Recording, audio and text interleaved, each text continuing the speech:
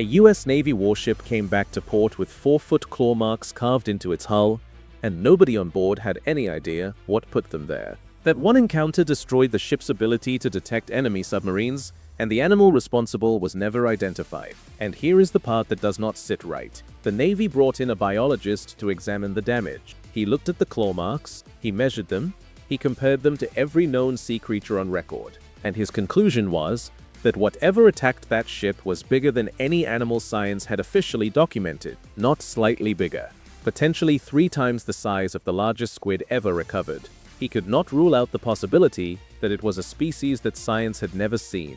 The ship came back to port missing a critical system.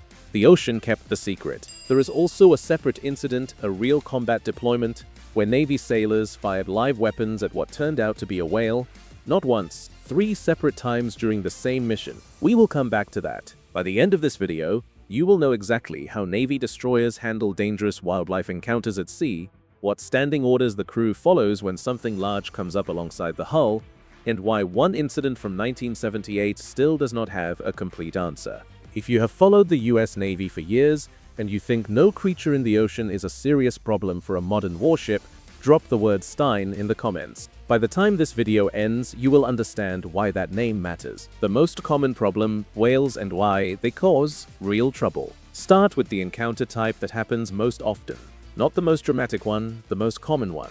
Whales. A Navy destroyer uses a sonar system mounted on the underside of the hull. The system sends out sound pulses through the water and listens for what comes back. When something returns a signal, the crew analyzes the shape of that return and tries to determine what caused it. A large whale sitting deep in the water, a sperm whale, a fin whale, something in that size range, sends back a sonar return that looks, in shape and movement, a lot like a slow-moving submarine.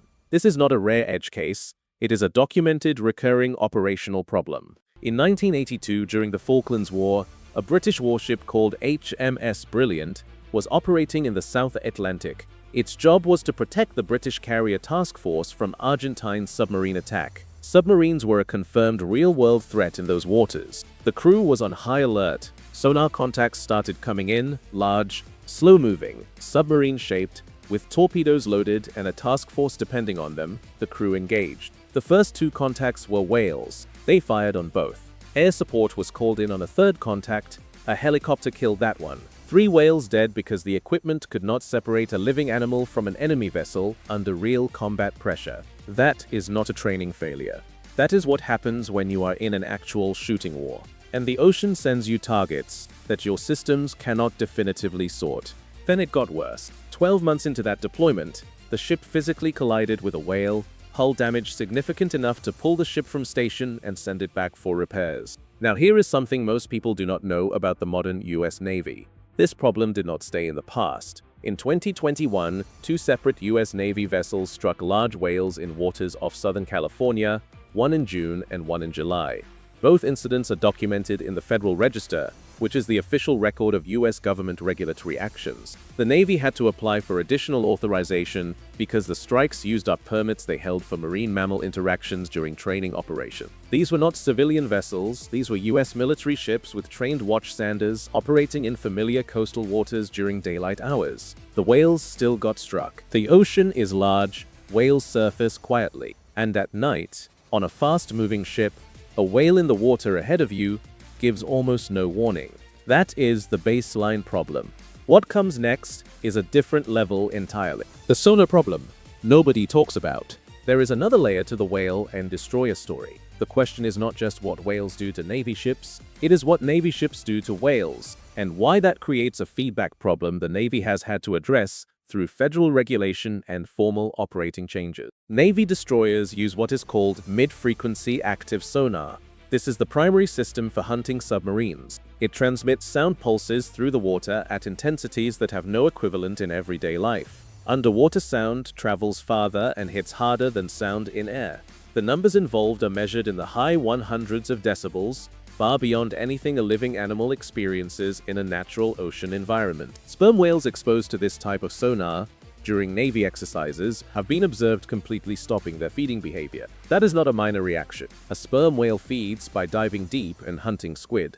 Interrupting that behavior for hours at a time repeatedly has real consequences for that animal. Killer whales, orcas, respond at even lower sound levels. The thresholds at which orcas show stress reactions and behavioral changes are actually lower than what the US Navy's own safety guidelines currently account for. The Navy's buffers, as they stand, do not fully protect orcas from acoustic disruption during operation. In June 2008, during a Navy exercise off the coast of England, near a bay called Falmouth, 26 common dolphins stranded on the shore and died. Scientists confirmed the stranding was connected to the exercise. The animals were acoustically overwhelmed. This is not an argument. It is peer-reviewed, published science that has been used in federal court cases and has directly changed Navy operating rules. The Navy now works with the National Oceanic and Atmospheric Administration before major exercises in sensitive areas. They have established restricted zones where active sonar use gets limited during certain seasons when whale populations concentrate.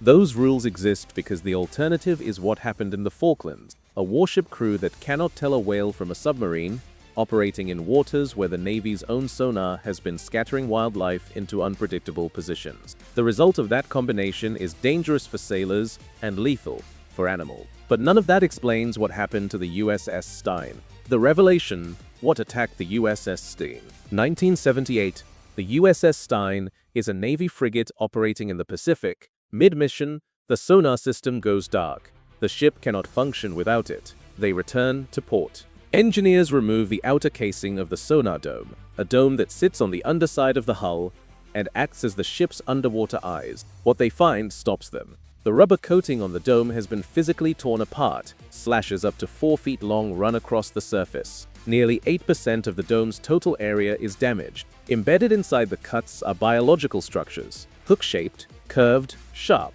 Not debris, not mechanical damage. Biological material from a living animal. A Navy biologist named F.G. Wood is brought in. He examines the structures and identifies them as claws from the suction cups of a large squid.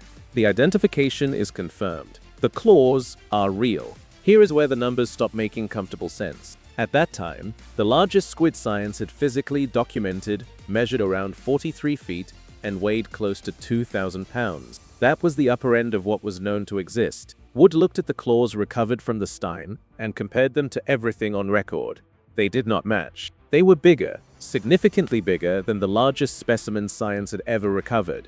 Based on the size of those claws, Wood calculated that the animal that attacked the Stein's sonar dome could have been more than 3 times the size of the largest known squid. He could not rule out that it was a species entirely unknown to science. Let that sit for a moment. A Navy warship had its primary detection system physically destroyed. The evidence was recovered and examined by a qualified scientist, and the most accurate explanation that science could produce was that an animal larger than any squid ever documented, possibly a species that had never been catalogued, came up from below and tore through military-grade materials. No specimen of that size has ever been found. No similar encounter has produced comparable evidence. The attack happened. The damage was real. The claws exist in the record. The animal has never been explained. Here is why this connects directly back to destroyers. The rubber coating on a sonar dome is the one external surface on a warship that cannot be made of hard steel. It has to be soft and acoustically transparent to function. Whatever attacked the Stein targeted that exact surface, not the hull, not the propeller shaft.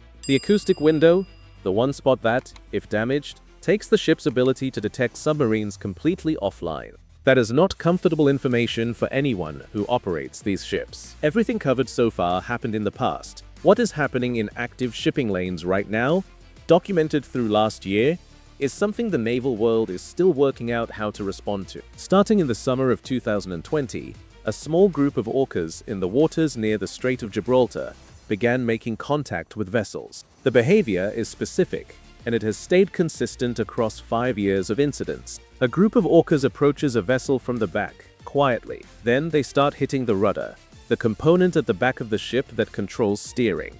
They ram it, they bite it, they push it from multiple angles at the same time. They do not stop. The rudder is the right target if you want to disable a vessel without penetrating the hull, damage it, and the ship cannot steer. It cannot hold a course, it drifts until someone comes to tow it. By the end of 2023, more than 500 separate interactions involving this group of orcas had been recorded. The same population, fewer than 40 individual animals, was responsible for all of them. 6 vessels were sunk over that period. In May 2023, a 15-meter sailing vessel called Champagne lost its rudder after 3 orcas took turns hitting it off the coast of Gibraltar.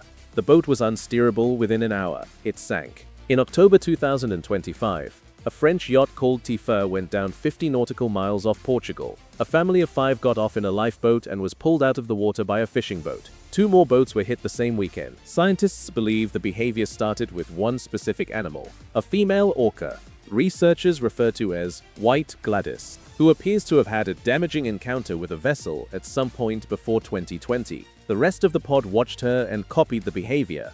Orcas learn from each other. That is well established in the science. The behavior spread like a learned skill moving through a social group. The Spanish government has issued formal navigation warnings restricting small boat movement in affected zones from May through August. That is a government body telling civilian mariners to avoid an area because of a marine predator that has sunk boats in active shipping lanes. The direct threat to Navy destroyers from orcas is low. These animals are focused on slow-moving sailboats and fishing vessels with exposed rudder designs that modern warships do not share.